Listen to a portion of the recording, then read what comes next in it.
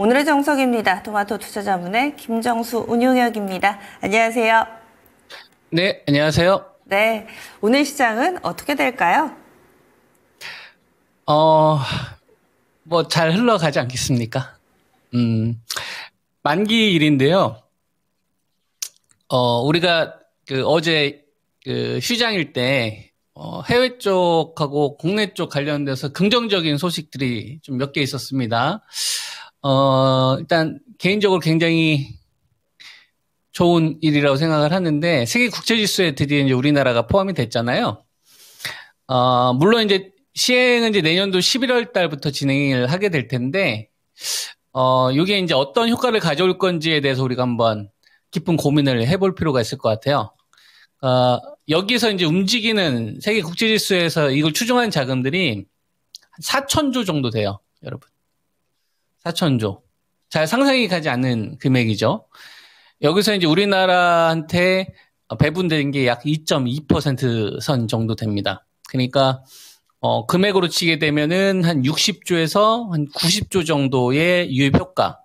그러면은 이제 주식을 하는 사람들의 입장에서는 난 주식 하는데 저게 굳이 필요하냐 이렇게 생각할 수 있잖아요. 근데 이거 되게 중요합니다. 왜 그러냐면은 금리를 하락시킬 수 있는 요인으로 발생할 수 있거든요.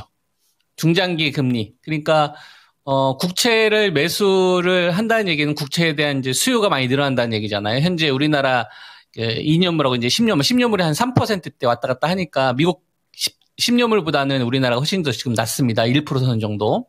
그래서 우리나라 같은 경우가 지금 이 채권에 대해서 저 정도 유입할 수 있는 상황이 발생이 되게 되면은 어떤 요인이 발생이 될 수 있냐면, 지금 현재 우리 한국은행에서 금리 인하를 하지 않더라도 이거 조금만 기다리면은 저 추정한 자금이 들어오게 되면 채권을 살 테니까, 채권에 대한 이제 수요가 늘어나게 되면 당연히 금리는 다운될 거 아니에요. 그래서 금리 상승을 막는 요인이 발생이 될 수 있죠.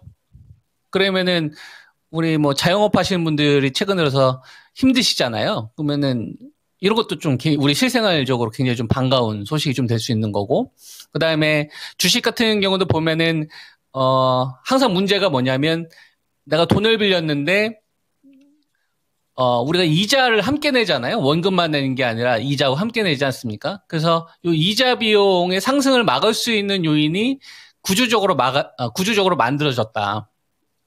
저는 이런 관점을 좀 바라보고 있기 때문에 제일 반갑더라고요. 요 소식이 굉장히 좀 반가웠고, 요거는 우리 주식 시장에서도 저는 중장기 호재로 좀 발생될 수 있는 요인이 된다. 그러니까 하방은 확실히 막아주겠구나. 어떤 요인들이 나오더라도 우리나라 기업들이 사업하는 데 있어서 여러 가지 시행착오는 있을 수 있겠지만 하방은 좀 막아줄 수 있는 요인으로 작용할 수 있겠구나. 요 부분 일단 좀 하나 있는 것 같고요. 그 다음에 이제 배터리 가운데서 LG 에너지 솔루션이 3분기 실적을 발표했는데 기대치를 좀 충족했죠. 충족을 했는데, 충족 이후에 어떤 내용들이 나오는지를 제가 좀 출력을 좀 해보니까, 테슬라가 3분기에 특히 이제 다른 쪽에서는 좀 부진했는데, 중국 쪽에서의 판매치가 역대 최고치를 돌파했잖아요. 25만 대 살짝 안 되게 판매가 됐지 않습니까? 요거는 어떻게 좀 바라볼 수 있냐면은, 배터리도 마찬가지로 투자 심리를 호전시킬 수 있는 요인으로 좀 발생이 되는 거죠. 왜냐면은 BID만 증가한 게 아니라 테슬라도 같이 증가한 거니까.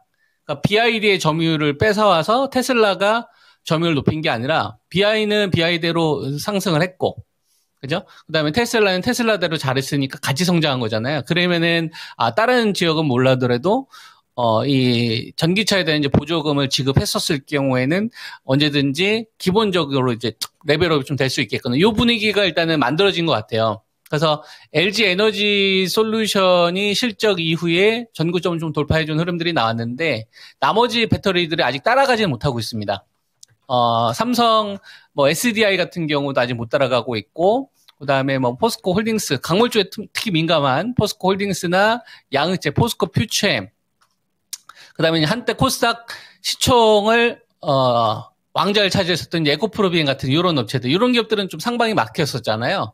그러니까 전체적으로 좀 배터리 관련되어서 LG 에너지 솔루션이라는 기업이 나머지 배터리 섹터들한테 너희들도 이제 바닥 쳐야지 이런 좀 분위기를 좀 만들고 있지 않나. 배터리는 이런 관점으로 우리가 이제 하반기를 바라보면 될 것 같고요. 그 다음에 반도체를 잘 보면 우리가 이제 하이닉스 하면은 한미 반도체하고 이수페타시스하고 같이 누구를 떠올리냐면은 엔비디아를 떠오릅니다. 지금 엔비디아 같은 경우는 전고점 부근이에요. 지금 사상 최고치를 향해서 지금 다시 가려고 하거든요. 그러니까 엔비디아 하면은 우리나라에서 이제 AI의 대장으로서 실질적으로 이제 공급이 되고 있는 HBM3 8단, 이제 12단까지 공급하고 있는 이제 SK 하이닉스가 가장 대표적인 역할을 할 텐데 얘네들이 이미 좀 신고가 부근에 와 있는 상황이에요. 그러니까 최근 들어서 뭐 AI 관련 거품 논란도 좀 많이 있지만, 그리고 TSMC 같은 이런 파운드리 같은 업체들도 지금 거의 직전 부근 수준까지 왔거든요.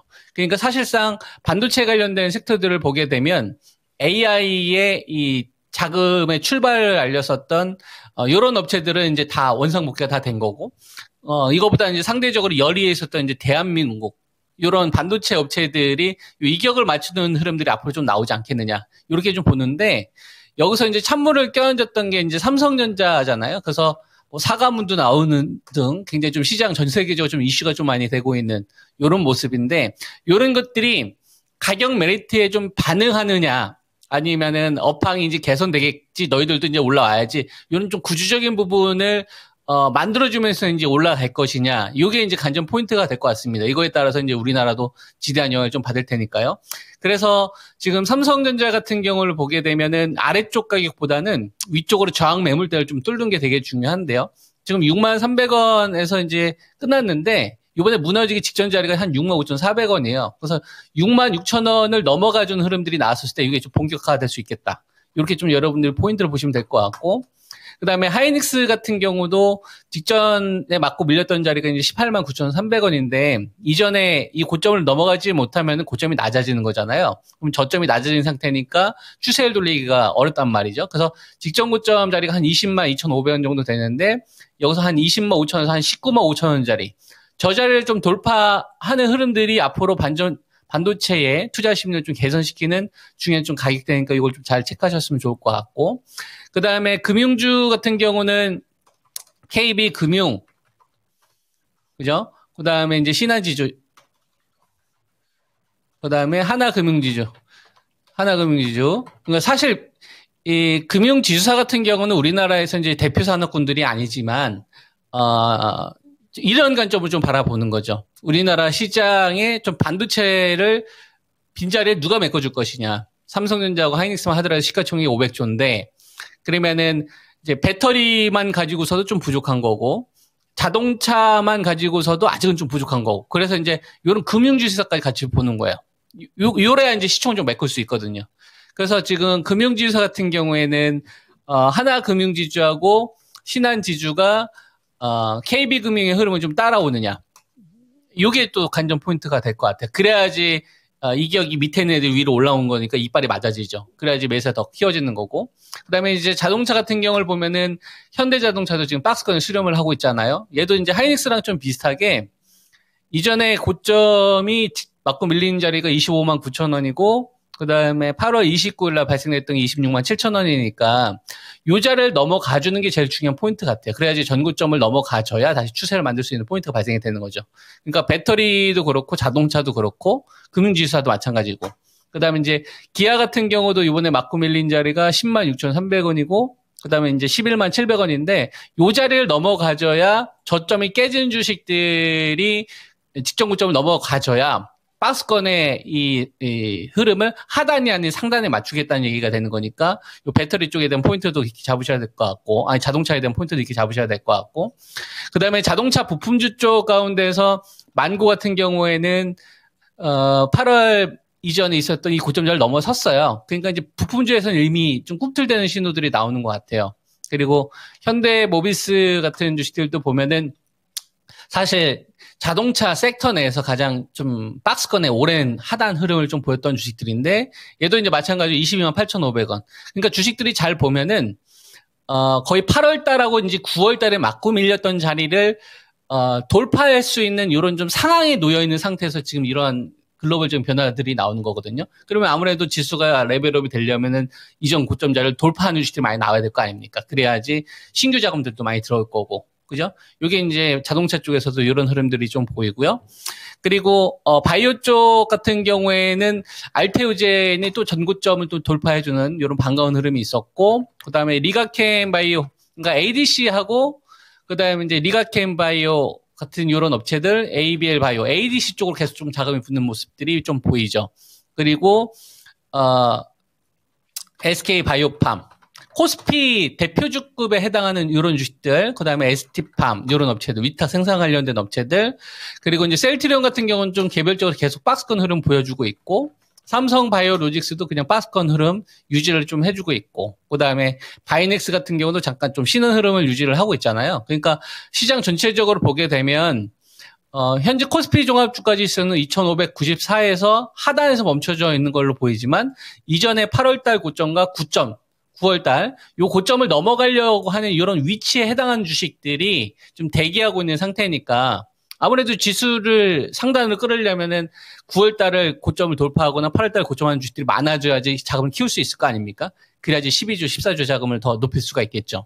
그래서 오늘 같은 경우를 여러분들 주시장을 좀 바라봤었을 때는 8월달과 9월달의 고점을 좀 넘어가는 주식들이 계속 발생되는지를 보세요. 그 종목들은 제가 지금 말씀드렸던 이제 4대 산업 위주로 보시면 될 것 같고, 이런 종목들이 많아져야 전체적으로 체력이 좀 좋아지는 거니까 투자 포인트 잘 체크하셔서 대응하시기 바랍니다. 네. 알겠습니다. 오늘도 말씀 고맙습니다. 예, 감사합니다. 예, 지금까지 오늘의 정석이었습니다.